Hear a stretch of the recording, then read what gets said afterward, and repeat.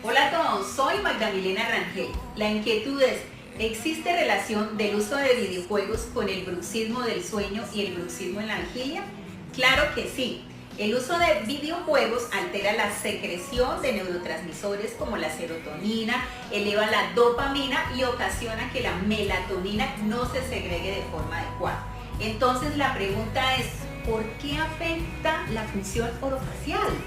Es a través de la postura que adoptan los niños y si se sostiene durante varias horas y varios días, ocasiona una sobrecarga en el sistema orofacial que junto al estrés tóxico, ya sea sistémico o psicosocial, puede ser un disparador del bruxismo en la vigilia.